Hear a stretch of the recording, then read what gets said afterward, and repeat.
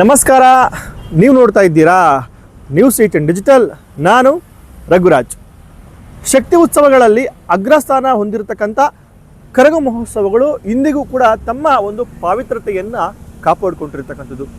ಪ್ರಮುಖವಾಗಿ ನಾವು ಗಮನಿಸ್ಬೋದು, ಹೂವಿನ ಕರಗ ಉತ್ಸವಗಳಲ್ಲಿ ಸಾವಿರಾರು ಸಂಖ್ಯೆಯಲ್ಲಿ ಜನರು ಸೇರ್ತಾರೆ. ಭಕ್ತಿ ಭಾವಗಳಿಂದ ಆ ಒಂದು ತಾಯಿಯ ದರ್ಶನವನ್ನು ಮಾಡಿಕೊಳ್ಬೇಕು ಅಂತಕ್ಕಂಥ ನಿಟ್ಟಿನಲ್ಲಿ ಸಾವಿರಾರು ಸಂಖ್ಯೆಯಲ್ಲಿ ಜನರು ಕೂಡ ಸೇರಿರ್ತಾರೆ.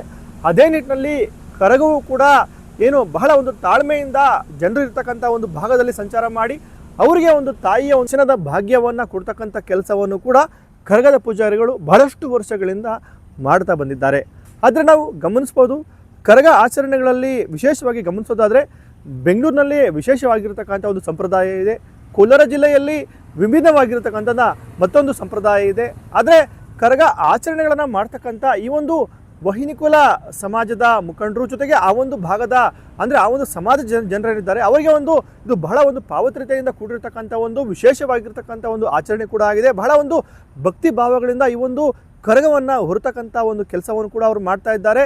ಈಗಾಗಲೇ ನಾವು ಗಮನಿಸ್ಬೋದು, ಬೆಂಗಳೂರಿನಲ್ಲಿ ಈಗಾಗಲೇ ಹೂವಿನ ಕರಗ ಮಹೋತ್ಸವ ಬಹಳ ಅದ್ದೂರಿಯಾಗಿ ನೆರವೇರಿರ್ತಕ್ಕಂಥದ್ದು. ಇದೇ ನಿಟ್ಟಿನಲ್ಲಿ ಕೋಲಾರ ನಗರದ ಒಂದು ಐತಿಹಾಸಿಕ ಹಿನ್ನೆಲೆ ಉಳ್ತಕ್ಕಂಥ ಒಂದು ಕೋಲಾರ ನಗರದ ಕಾರಂಜಿಕಟ್ಟೆ ಬಡಾವಣೆಯ ಹೂವಿನ ಕರಗ ಮಹೋತ್ಸವಕ್ಕೆ ನಿನ್ನೆ ರಾತ್ರಿ ಅಷ್ಟು ಚಾಲನೆ ಸಿಕ್ಕಿರ್ತಕ್ಕಂಥದ್ದು. ಈ ಹಿನ್ನೆಲೆ ಈ ಒಂದು ಕರಗವನ್ನು ಒತ್ತಿರ್ತಕ್ಕಂಥ ಮುನ್ರಾಜ್ ಅವರು ಈಗಾಗಲೇ ಬಹಳಷ್ಟು ಕಡೆಗಳ ಸಂಚಾರವನ್ನು ಕೂಡ ಮಾಡ್ತಾ ಇದ್ದಾರೆ. ಜೊತೆಗೆ ಧರ್ಮರಾಯ ಸ್ವಾಮಿ ದೇವಸ್ಥಾನ ಇದೆ, ಆ ಒಂದು ದೇವಸ್ಥಾನಕ್ಕೆ ಬಹಳಷ್ಟು ಒಂದು ಇತಿಹಾಸ ಕೂಡ ಇರ್ತಕ್ಕಂಥದ್ದು. ಮತ್ತೆ ಅಲ್ಲಿ ಒಂದು ಧರ್ಮ ಭೇದವನ್ನು ಮರೆತು ಕೂಡ ಆ ಒಂದು ಕರಗ ಅಲ್ಲಿ ತಮ್ಮ ಒಂದು ದರ್ಶನವನ್ನು ಕೊಡ್ತಕ್ಕಂಥ ಒಂದು ಕೆಲಸವನ್ನು ಕೂಡ ಮಾಡ್ತಾರೆ. ಈ ಬಾರಿ ವಿಶೇಷತೆ ಏನು ಅಂತ ಹೇಳಿದ್ರೆ ಬೇತಮಂಗಲ ನಾಗರಾಜ್ ಅವರ ಮಗ ಆಗಿರ್ತಕ್ಕಂಥ ಮುನ್ರಾಜು ಅವರು ಕರಗವನ್ನು ಹೊತ್ತು ನಾಟ್ಯವನ್ನು ಪ್ರದರ್ಶನ ಮಾಡಿರ್ತಕ್ಕಂಥದ್ದು. ಈ ನಿಟ್ಟಿನಲ್ಲಿ ಬೇತಮಂಗಲ ನಾಗರಾಜ್ ಅವರು ಅಂತ ಹೇಳಿದ್ರೆ ಇಂಥ ಒಂದು ಇತಿಹಾಸ ಇರತಕ್ಕಂಥ ಒಂದು ಕುಟುಂಬ ಅಂತಾನೆ ಹೇಳ್ಬೋದು. ಬೇತಮಂಗಲ ನಾಗರಾಜ್ ಅವರ ತಂದೆ ಮತ್ತೆ ಅವರ ತಂದೆ ಅಂದ್ರೆ ಅವರ ತಾತ ಕಾಲದಿಂದಲೂ ಕೂಡ ಈ ಒಂದು ಕರಗದ ಒಂದು ಆಚರಣೆಯನ್ನು ಮಾಡ್ತಾ ಬರ್ತಾ ಇದೆ. ಸುಮಾರು 140 ವರ್ಷಕ್ಕೂ ಹೆಚ್ಚಿನ ಕಾಲದಿಂದಲೂ ಕೂಡ ಈ ಒಂದು ಕುಟುಂಬ ಕರಗ ಮಹೋತ್ಸವವನ್ನು ಅಂದರೆ ಕರಗವನ್ನು ಹೊರುವಂಥ ಒಂದು ಕೆಲಸವನ್ನು ಕೂಡ ಮಾಡ್ತಾ ಇದ್ದಾರೆ. ಬಹಳ ಒಂದು ಶ್ರದ್ಧಾಭಕ್ತಿಯಿಂದ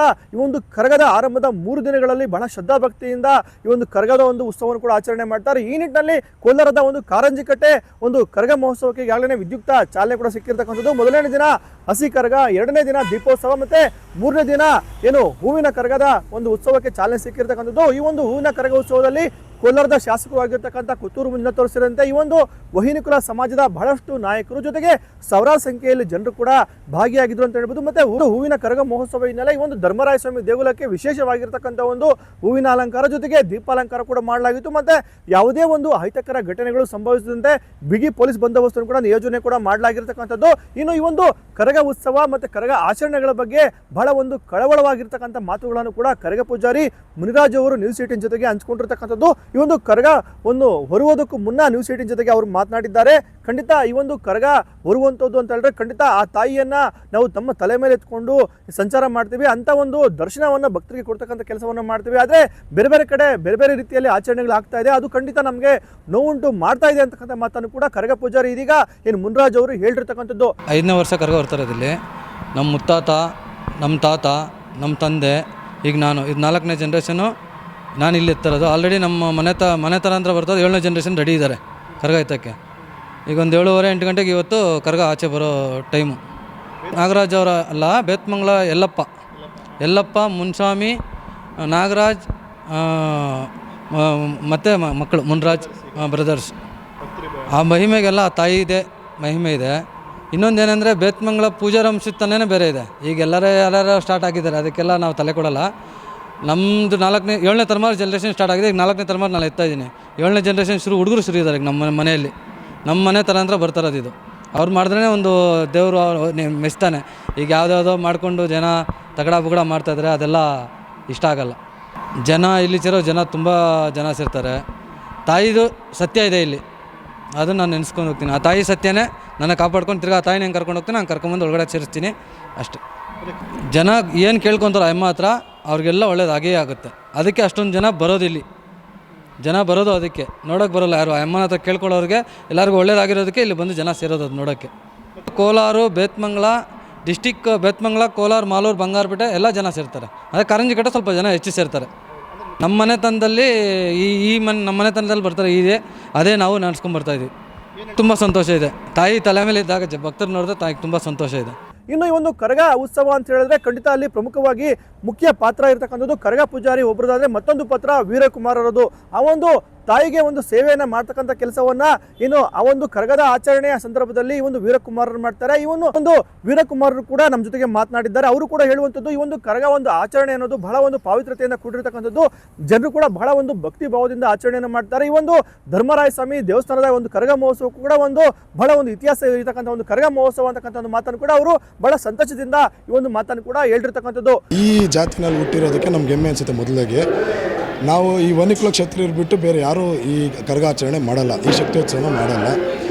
ನಾವು ನಾವು ಹುಟ್ಟೋಕ್ಕೆ ಮುಂಚೆಯಿಂದನೂ ಇದೆ. ನನಗೆ ಗೊತ್ತಿದ್ದಂಗೆ ಒಂದು 150 ವರ್ಷ ಮುಂಚೆಯಿಂದನೂ ನಡ್ಕೊಂಬಂದಿದೆ ಕೋಲಾರಲ್ಲಿ. ಈ ಜಾಗದಲ್ಲಿ ಬಂದ್ಬಿಟ್ಟು ಒಂದು 50ರಿಂದ 55 ವರ್ಷದಿಂದ ಮಾಡ್ತಾಯಿದ್ದೀವಿ. ಆ ಪದ್ಧತಿ ಇನ್ನೊಂದು ನಮಗೆ ಆಚಾರ ವಿಚಾರಗಳು ನಮಗೆ ಪೂರ್ವಿಕರು ಏನು ಹೇಳ್ಕೊಟ್ಟಿದ್ದಾರೋ ಅದನ್ನೇ ನಾವು ನಡ್ಕೊಂಡು ಬರ್ತಾಯಿದ್ದೀವಿ. ಅದೇ ರೀತಿಯೇ ಪದ್ಧತಿನ ಉಳಿಸ್ಕೊಂಡು ಬರ್ತಾಯಿದ್ರೆ ನಾಳೆ ಮುಂದಿನ ಪೀಳಿಗೆಗೂ ಇದೇ ಪದ್ಧತಿ ಉಳಿಬೇಕು ಅನ್ನೋ ಒಂದು ನಿಟ್ಟಿನಿಂದ ನಾವು ಬಿಟ್ಕೊಡ್ಬಾರ್ದು ಅನ್ನೋ ಒಂದು ಉದ್ದೇಶದಿಂದ ನಾವು ಮಾಡ್ಕೊಂಡು ಬರ್ತಾಯಿದ್ದೀವಿ.